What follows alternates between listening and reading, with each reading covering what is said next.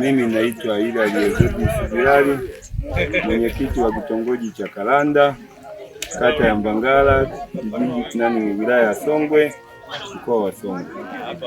Mimi ni miongoni mwa wavuvi na naongea kwa niaba ya wavuvi. Mama Samia, tunakuomba, tuna changamoto sana za wavuvi.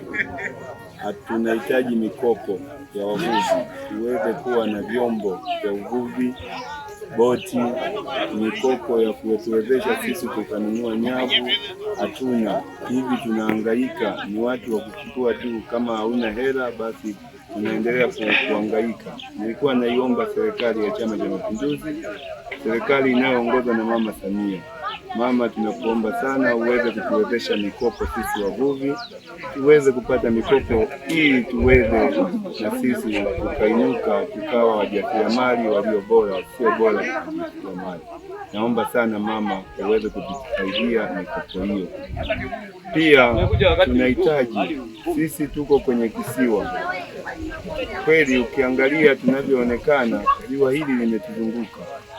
Tunahitaji mama utusaidie kwa ajili ya barabara. Samaki zikitoka hatuna sehemu ya kwenda, tunahitaji kuanza kuhangaika na samaki zetu. Tunaomba mama utusaidie barabara ili tuweze kupata barabara ya kuweza kutuingilia endapo kama wavuvi tutatoa samaki, basi wachuuzi wataingia kwa urahisi ili kuweza kuchukua zile samaki na kuweza kutusaidia.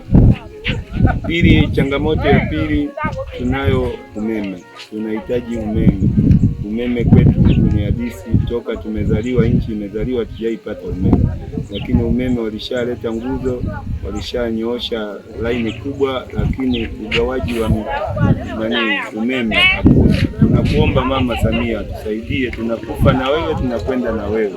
Tumesimama na wewe mama, tusaidie sana umeme tuweze kupata kwenye kijiji chetu cha Maleza, kitongoji cha Kalanda, wilayani Songwe. Mama, tunakuomba sana, tuna imani na wewe, siku zote tutakufa na wewe, tutasimama na wewe. Changamoto hizo mama tunaomba. Changamoto ya mwisho mama, sisi kwenye kijiji cha Maleza akina mama wanahangaika sana. Tuna zahanati iko ng'ambo ya pili ya ziwa, na hasa sisi tulio ng'ambo ya pili kitongoji cha Kalanda tunahangaika sana. Mama anaondoka kwenda zahanati, anaporudi anapanda ngalawa kurudi nyumbani. Lakini ikifika wakati anapokwenda kujifungua, na kama wanavyojua muda wa kujifungua uweze ukajua ni saa ngapi, mama anaondoka, tunamchukua kwenye ngalawa, tunampeleka kwenye zahanati husika ya kijiji cha Maleza. Lakini inakuwa ni aibu kwa wakati fulani mama anajifungulia njiani.